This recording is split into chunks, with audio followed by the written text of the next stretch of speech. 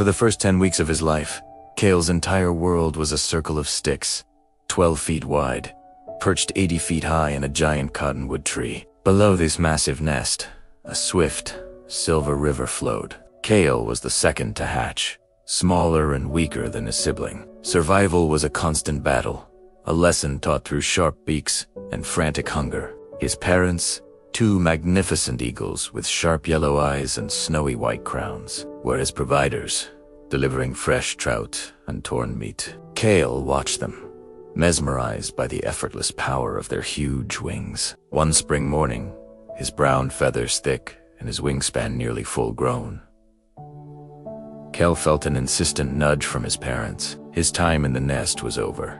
He hopped to the edge, the river a dizzying blur below. Fear warred with a deep, primal need to leap. He beat his wings clumsy, heavy, untested and tumbled into the void. The fall was a frantic struggle, a spiral of panic. Then, something clicked. His wings caught the air. It was flying. It was vaguely uncontrolled, and absolutely glorious. He had fledged. The next 4 years were a lesson in solitude. As a juvenile with dark brown plumage, Kael was a wanderer, an outsider. He flew hundreds of miles, surviving on carrion and fish he snatched from the shallows. The world was a place of constant hunger and danger. He learned the harsh truth. Most young eagles don't survive these wandering years. He faced blizzards that ripped feathers from his wings and the constant, draining need to hunt. He was a nomad, a shadow in the sky, but this hardship forged him. His muscles hardened, his vision sharpened. He learned to conserve energy, riding invisible currents of warm air, using the earth's own breath to carry him across entire mountain ranges. The solitude was absolute, but it created the independence he would need to one day rule. On his 5th summer, Kael returned to the great river valley, but he was not the same bird who had left. A transformation had occurred.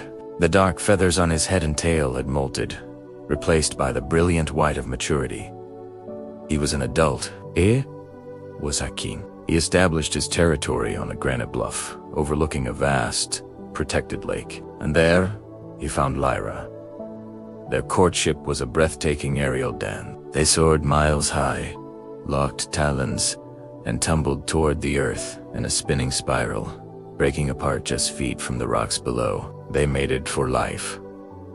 Together, they repaired an immense, decade-old nest atop the bluff, weaving in new sticks, grass, and down. This area was their fortress, their legacy. From this commanding height, Kael performed his final rite of passage.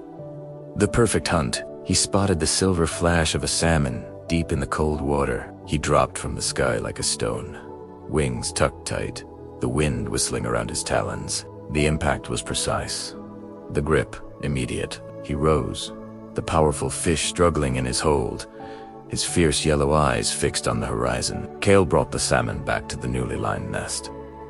He looked at Lyra, who returned a steady gaze. The cycle was complete. Soon, the nest would hold 2 white eggs, and Kael would begin his long, behelant reign, passing the ancient lessons of the sky to the next generation. Thank you for joining us on this incredible journey. If you were as moved by Kael's story as we were, please hit that like button and subscribe for more amazing tales from the wild. We'll see you in the next one.